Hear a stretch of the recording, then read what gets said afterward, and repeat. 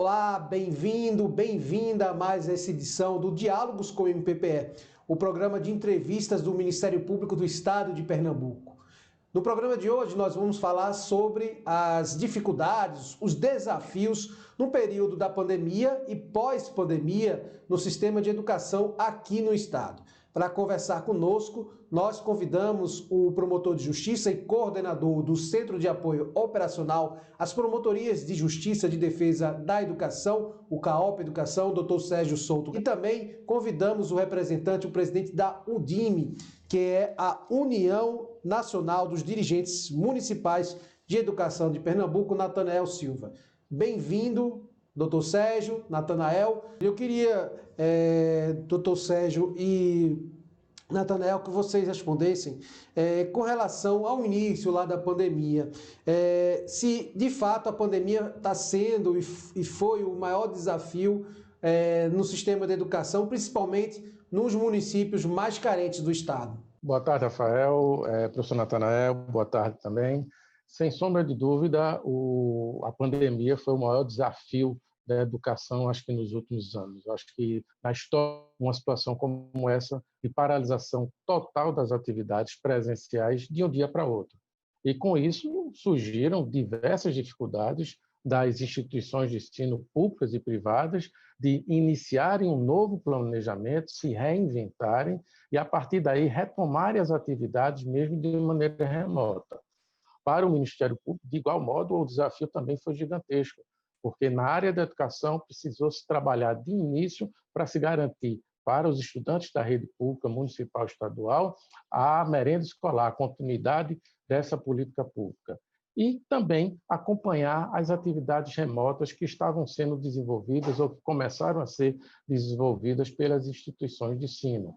Além disso, as consequências naturais de afastamento, evasão escolar e tantas outras que a pandemia terminou ocasionando. De fato, o Dr. Sérgio traz basicamente, em síntese, é isso mesmo. Nós, no primeiro momento, os municípios todos os municípios buscaram sanar, ninguém estava preparado, então o planejamento foi excepcional.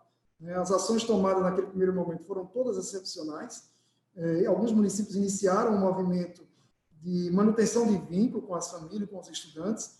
No primeiro momento não se deu um movimento de ensino remoto, digamos assim, naquele primeiro momento, mas de manutenção de vínculo aí nas primeiras semanas da pandemia. Passado esse período, os municípios realmente começaram a se debruçar sobre um planejamento que desse conta, que pudesse, de alguma forma, minimizar os impactos da pandemia, e aí a grande parte trabalhou com atividades impressas, sendo enviadas até a residência do estudante, ou os pais do estudante indo buscar essas atividades nas unidades escolares, e outros municípios que já detinham de uma estrutura mais robusta e começaram também a oferecer, por meio de plataformas digitais, o ensino remoto usando essas ferramentas, esses instrumentos. De forma que, no primeiro momento, se deu dessa forma. Doutor Sérgio, após o decreto pedindo o fechamento das escolas, qual foi a prioridade do CAOP Educação logo de imediato para atuar? Como eu mencionei no início, 2 pontos surgiram de imediato. A continuidade da política pública de alimentação escolar. Fornecemos e encaminhamos para os promotores uma série de modelos e peças para apoiar as ações em todo o estado de Pernambuco, principalmente no interior, e o acompanhamento das atividades remotas, sugerindo posteriormente aos promotores, aos colegas, um plano de atuação funcional, denominado Escola em Dia, que tem uma série de diligências que poderiam ser implementadas, para que a gente acompanhasse como essas atividades remotas estavam sendo realizadas. Que atividades extracurriculares foram exigidas pelas escolas para o cumprimento da carga horária de atividade dentro aí desse contexto do projeto do MP, o MP na escola? No primeiro momento, houve a mobilização dos dirigentes municipais quanto à compreensão da proposição que estava sendo apresentada pelo MP. Então, os dirigentes municipais, compreendendo qual era a proposição, qual era a orientação, isso se deu com as equipes também de secretaria e, consecutivamente, com com as unidades escolares. Pudesse se valer dessas orientações, as unidades escolares receberam das secretarias de educação a orientação quanto a um diagnóstico, e a boa parte das redes realizaram pesquisas internas, né, para saber até onde estavam conseguindo realmente chegar com relação ao atendimento ao estudante, até onde as atividades estavam chegando e qual era a frequência, né, a participação desses estudantes nessas atividades. Então, isso com base na orientação do Ministério Público, desencadeou essa preocupação, né, de que se fosse necessário uma diagnose, né, um diagnóstico que pudesse trazer essas informações e a rede pudesse, a partir dali, traçar o seu planejamento. Doutor Sérgio, junto com o GT Racismo da instituição, vocês também prestam assistência às comunidades quilombolas. Nesse período pandêmico, como é que ficou o acompanhamento aí do acesso à educação dessas comunidades mais tradicionais? Com atenção especial para aquelas cidades onde onde se situam comunidades quilombolas, né? Elas estão inseridas. E para isso a gente tentou, inclusive, trazer uma ferramenta tecnológica, né, para ter um diagnóstico mais preciso, embora ciente de que o acesso à tecnologia não era muito difundido, não era muito possível por todos, como o Nathanael falou, cada rede, cada cidade tem suas peculiaridades, suas dificuldades, mas foi uma atenção específica que o Ministério Público está tendo e que vai ter ao longo de 2021, para que todo esse trabalho de acompanhamento resulte, de fato, numa reposição de carga horária, numa reposição de conteúdos, visando minimizar todos os prejuízos que a paralisação das atividades presenciais no setor da educação terminou ocasionando, né?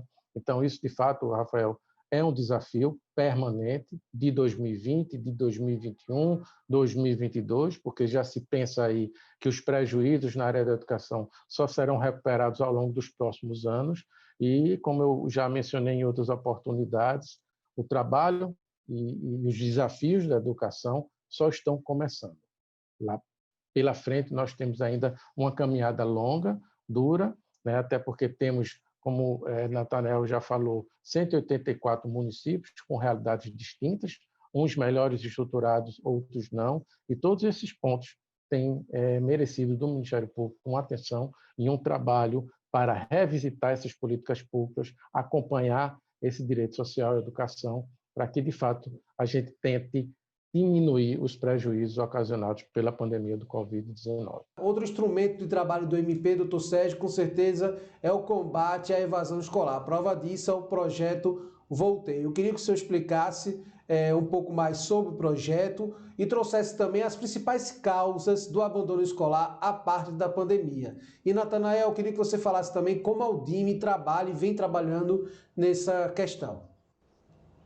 Bom, o combate à evasão escolar e o abandono é uma preocupação não de agora, do Ministério Público, e reuniões que nós tivemos com a Undime ao longo do ano de 2019, né?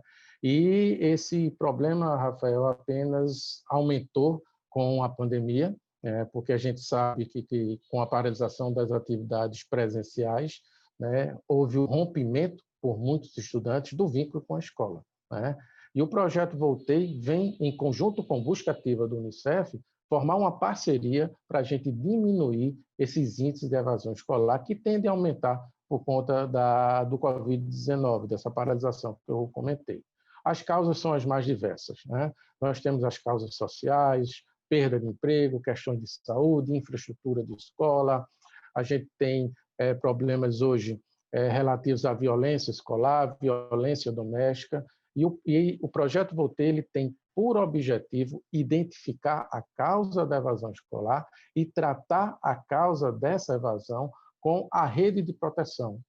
E aí a gente inclui Secretaria de Educação do município, Secretaria de Saúde, Secretaria de Assistência Social através do CRAS e do CREAS, Conselho Tutelar e Conselho Municipal de Educação, para que a gente tenha essa engrenagem funcionando, cada um cumprindo o seu papel, na identificação e na solução da causa da evasão escolar.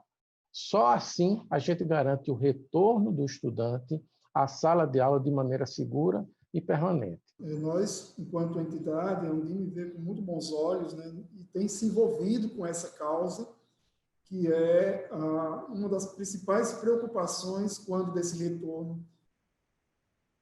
Né? Então, como o doutor Sérgio já mencionou, o projeto Voltei, nos municípios que já tinham, antes da pandemia, né, adotado essa política por meio do projeto Voltei, tem experiências maravilhosas, né, do ponto de vista do retorno de estudantes às salas de aula nos municípios que trabalharam, né, aplicaram a metodologia do projeto Voltei.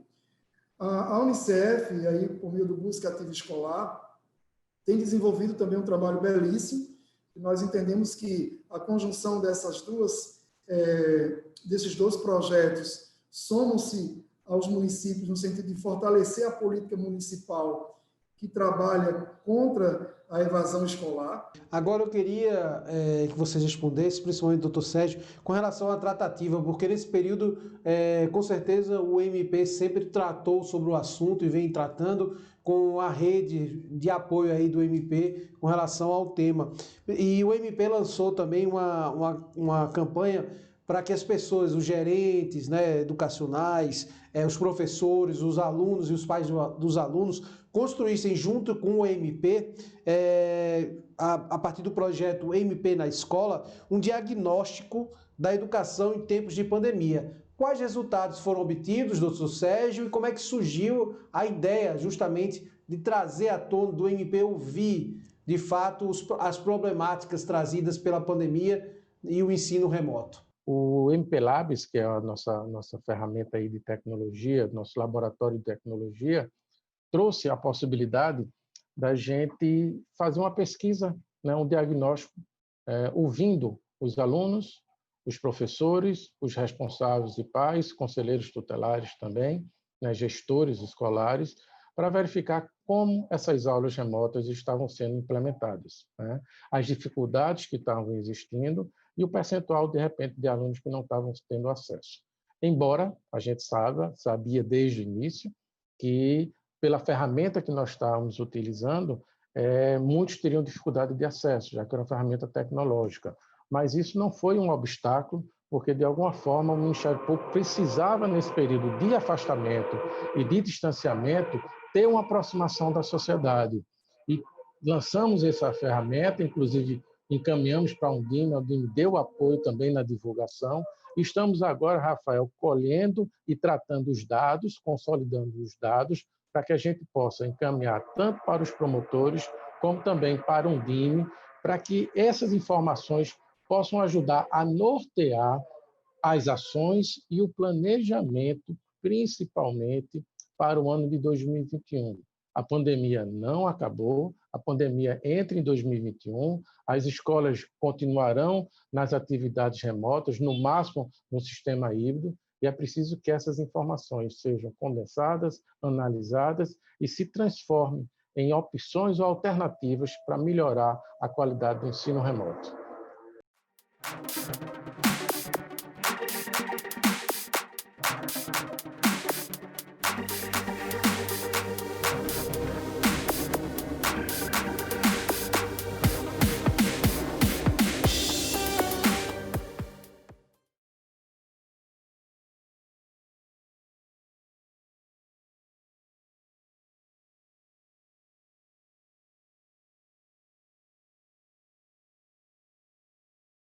Ministério Público de Pernambuco.